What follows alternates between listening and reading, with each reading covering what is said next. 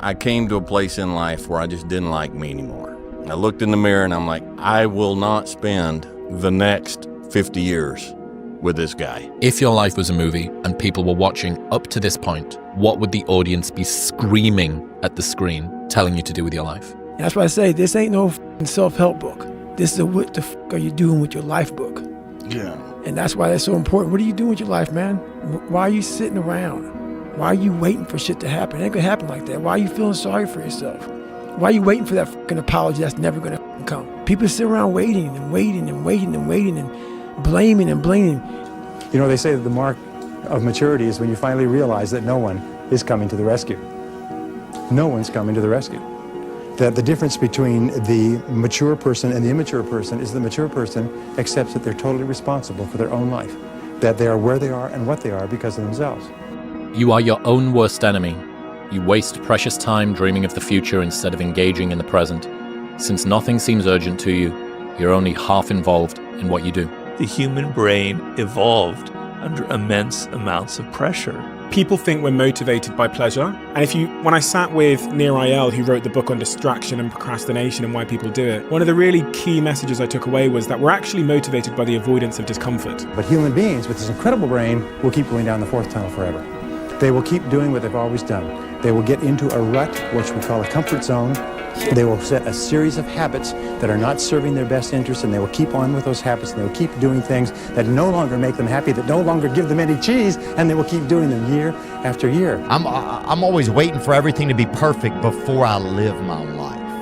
I'm always waiting for everything to be perfect before I live my life. As soon as these things line up, I'm gonna live my life. Man, I'm so guilty of that. The biggest risk to your future isn't your competition. It's the distractions you insist on keeping in your life rather than doing the things you know you should be doing but aren't. Because if you want to understand why you're procrastinating in some area of your life, the most important question is heightening your self-awareness on the thing that's causing the discomfort. Because in most areas where we procrastinate, we have no idea. We're just avoiding it. Do you actually want to do this or not? Do you actually want to do this or not? Because if you actually want to do it, what's going to stop you? Nothing. And if you don't really want to do it, what's going to stop you? Just about anything that comes up. You nothing. The life you want is on the other side of a few hard conversations, and you're living a life you hate because you're too afraid to have them. Like, no one can bestow it upon you. No one can just give you a purpose. It is within you, and it is there to be discovered, right?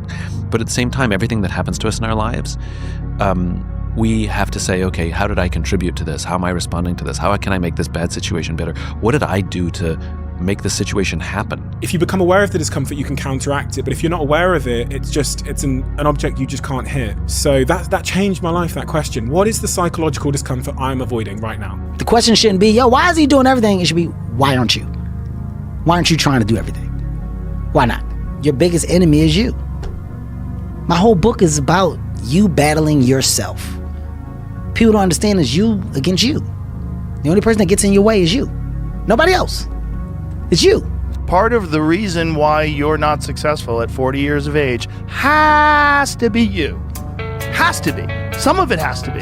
I mean, it could be a fucking avalanche of bad luck, one thing after the other, but I would like to see that you're making progress towards a better direction. But if you're stuck in this modality, if you're stuck in this mindset of, the world fucks me over, it's like never gonna, no one's gonna want to be with you.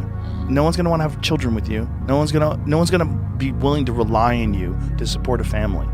Like, you have to get your shit together. And you have to also be attractive, which is just dumb luck. Like, you have the dumb luck of genetics. You got a good face. Ooh, you got a good body. A lot of that's genetics too. You cannot change your life unless you change something. If you always do what you always did, you'll always get what you always got. No matter what it is. Many times you say to yourself, I gotta lose weight, I'm too fat. And then you know what? During the day you eat at night, and the next day you get mad at yourself. Well, what do you want? What do you want? You gotta change something. Well, a lot of actors, I don't want to go see that. They feel funny. They don't want to see a director or see people. I go, no. You gotta try. You gotta get out there. You gotta fake it till you make it. Do something. You know, they get embarrassed because they're not working. I said, well, then if you don't want to meet people, you'll always be not working. You gotta get out there. Now, this is a hard thing to accept, but you have decided exactly every single part of your life today. You've decided your income and your home and your health and your weight. You've decided your bank account and your car. You've decided your job and your future. You've decided every single part of it. Why? It's because you're free to choose. I'm not going to take you seriously if you can't fix your own life. People you emulate and so smart, or like these brilliant celebrities, and they go off and commit suicide. Well, you just kind of invalidated your whole way of life. Mm-hmm. It's like that line in No Country for Old Men where the killer is waiting for the protagonist. And you have one life, don't settle for mediocrity. Don't settle for mediocrity. And I think the only, people debate intelligence, for example, right? We talk about IQ tests and all that, but I think the only true test of intelligence is if you get what you want out of life. The weak motherfuckers of the world are committed when everything's in a perfect setting. But as soon as things get hard, they start having doubts. And why are there doubts? Not because they're failing, because other people are saying stuff and they're giving value to these third-party people as if they're going to help them. No one's going to help you. No one's ever going to help you guys. You've got to help yourself. If you change your life, if you want to change your life, you must change your ways. You must develop discipline. You must develop strength. I tell you these things because I want to share that with you. It doesn't matter where you are in life. It really doesn't. Because the great thing about life is it's always your next move. Your next move that counts. No matter where you are. You could be, look, I was dead broke. My electric bill was being shut off. And there were people even like worse off than I was. It doesn't matter. You could change your life if you want to. It's always your next decision. Stop breaking promises to yourself. When you say, I'm going to wake up tomorrow at 7 a.m., and when the option comes to hit the snooze button, don't do it. There's one win that you've got for the day. That's action. But it isn't me that changes you, it's you. You set the small goals, you achieve those goals, then set some more and achieve those, and set some more goals, maybe a little bit bigger, but not that much bigger. The individual that wrote that is getting after it and changing his life. And you can too. Just start. Start small. Start with changing tomorrow morning, just tomorrow morning. Get that squared away. And then move on to the next day and the next, and move your life to a better place. One little step, one little victory at a time. To be successful at anything, the truth is you don't have to be special. You just have to be what most people aren't. Consistent, determined, and willing to work for it. No shortcuts.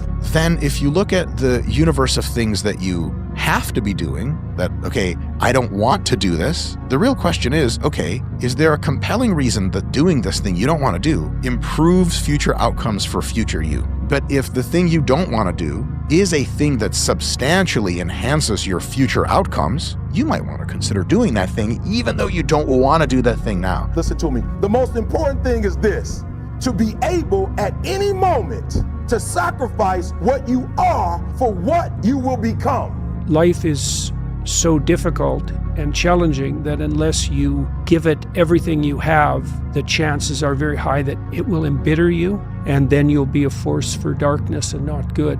You know, the fact that life is short and can be brutal can terrify you into hiding and avoiding, but it can also, you can flip that on its head and understand that since you're all in anyways, you might as well take the risks that are adventurous. And the idea of just living an okay life just sounds so terrifying to me, that the freedom to fail over and over again is still more fulfilling to me. At least it feels like it's real than walking through kind of on autopilot. But the critical thing is to understand it's not an example of an opportunity. It is the opportunity. You either take it or you don't. You don't use it as a time to think about, well, when the next one comes along, I may or may not, you know what I mean? That's not how it works. You go, you launch. If you don't take the last 5%, you have to be happy the rest of your life knowing it went to somebody else's door and knocked on their door, and you could have been that guy. It's up to you.